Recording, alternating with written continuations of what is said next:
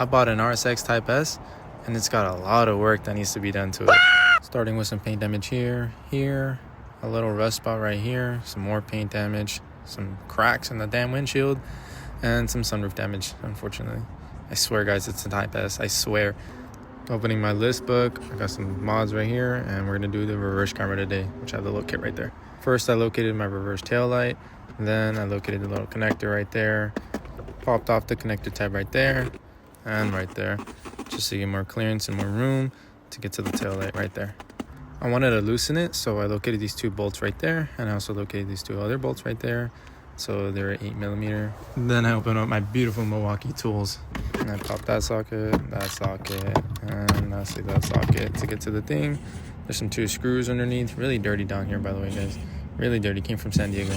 And make sure to wear your proper PPE. Safety first, of course. After removing those 2 bolts that were super hard to get to, as you can see right there, I then take off the weather stripping to reveal, and I pry open a little bit, just a little bit, so that I can squeeze some wire through.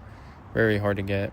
Then I put the wire to the sliver I created so that I can tie it with the video cables, which are these, which I'm going to shove in through there and get it through the weatherproofing. Then, as you can see, I tied the wires, all of them together, so I can just pull it all together at the same time. And as you can see, I get it through the little weatherproofing. Kind of hard to get through, but here's the other wire that I was talking about. Then you're going to want to cut the connector right here. But before you do that, you're going to notice 2 reds and 1 black. This red one right here is going to be your trigger wire, which is also going to go on the positive of the light. And the other red wire is going to be the power wire that's also going to go on the positive of the light. And there's going to be a negative wire that goes onto the ground of the light connection. There's a second trigger wire that goes into the head unit as so. It looks the same as the other wire. And then you're just going to want to strip your wire. So I'm using my special wiring tool to just pull the strip and reveal the copper underneath. So you would want to solder the connections, but what I did was just twist the wires together and put a heat shrink over it, which is not the proper way to do it, but that's just the way I was taught. What I'm going to do next is I'm going to hide the wire through the weather stripping right there and get it through the column right over there. Then I'm going to run the wire through underneath the door and then through the panel right there. For now, I'm just testing the wire just to make sure that it actually works. And there's a reverse trigger wire right there that connects to my head unit. And then right here's me just trying to put it in.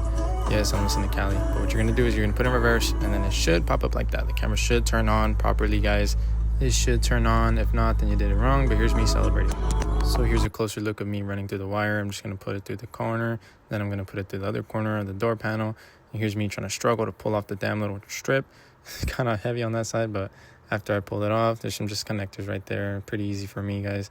After that, just run the wire through underneath the dash. Ew, it's gross. Anyways, run the wire through the dash. After that, just make sure you did the wire right. Here's me just testing.